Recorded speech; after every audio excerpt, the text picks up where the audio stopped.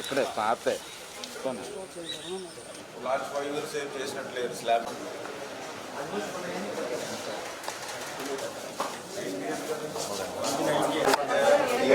అనేది ఒకసారి చెక్ చేసుకోవాలి. ఇలా చెక్ చేసుకుని ఇప్పుడు ఎక్కడ వీక్గా ఉంది, సపోజ్ ఇది ఇక్కడ చెమ్మ కనపడుతుంది, ఇక్కడ వీక్గా ఉందా, ఇది ఎక్కడ వీక్గా ఉంది దగ్గర నుంచి చూసుకోండి. ఒకరోజు 2 రోజులు ఎక్కడ ఇలాంటి చొక్క నీరు ఉండకూడదు. దీన్ని ఏం చేస్తారో చూసుకోండి. మీరు ప్లానింగ్ మొన్న సమ్మర్లో మే నెలలో చేసినప్పుడు ఇక్కడ ట్రీట్మెంట్ చేశారు, అక్కడ ట్రీట్మెంట్ చేశారు, సెంటర్లో వదిలేశారు. మళ్ళీ కొన్ని సెంటర్లో వాటర్ ఎటు వెళ్ళాలో కూడా మీకు దారి తెన్ని లేకుండా చేస్తున్నారు. ఎట్లా మీరు ఇంజనీరింగ్ మీరు ఎప్పుడైనా వచ్చారా ఎస్సీ గారు? మరి చూసినప్పుడు మీరైనా డైరెక్షన్ ఇవ్వాలిగా. మీరు చూపించండి. ఏ స్లాబ్ అయినా మీరు మీ ఇంటి మీదకి ఎక్కేయాలండి ఫస్ట్ ఫ్లోర్కి. మీ ఫస్ట్ ఫ్లోర్లో ఎక్కడైనా నీళ్ళు ఉంటే అడగండి.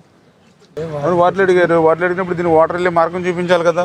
ఇప్పుడు మీ ఇంటి దగ్గర ఉంటుందా ఇట్లాగా? మీకు బిల్డింగ్ ఉందిగా, మీకు మీ బిల్డింగ్ పైన ఇట్లా వాటర్ నిలబడుతుందా? మరి మీ ఇల్లు ఒకటి హాస్పిటల్ ఒకటి ఇప్పుడు ఇక్కడ వాటర్లు ఎన్ని ఎందుకు నిలబడతా ఉన్నాయి? ఎందుకు పని చేయట్లేదు మీరు? గవర్నమెంట్ అది మారిందా? గవర్నమెంట్ మారిందని మీకు తెలియట్లేదా? ఇప్పుడు 1 month అయింది కదా, మరి వాటికి అన్ని లైన్ చేయించాలి కదా. మీరు ఇదిగా క్లియర్ చేయాలి. పక్కన హాస్పిటల్ ఎక్కడేమో పడిపోయేలాగా ఉంటాయి. ఇక్కడ మీరు ఏమీ చేయకుండా గడ్డి మొలిపించి నీళ్లు పెట్టి చేసి వర్క్ కూడా చేయకుండా అట్లా చేసుకుంటే అట్లాగా. నేను ఆ రోజు 2019లో నేను అమౌంట్ ఇచ్చాను. ఇది 12,60,00,000 దీనికి 2019లో. అందులో నేను ఆ రోజు 1 yearలో కంప్లీట్ చేయాలి. అది ఇంత వాటర్ నిలబడింది ఏంటి? దీనికి స్లోప్ లేదేంటి? ఎటు దీనికి స్లోప్ ఎటు? ఈశాన్యం ఎటు? ఈశాన్యం ఎటు దీనికి?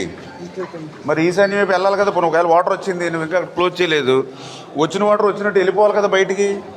20,000 ఎస్ఎఫ్టీ 0 ఎలా పెట్టి కనీసం 1 inch పెట్టుకుని ఈ టైల్స్ వేసుకునేటప్పుడు లాక్కొస్తారు కదా.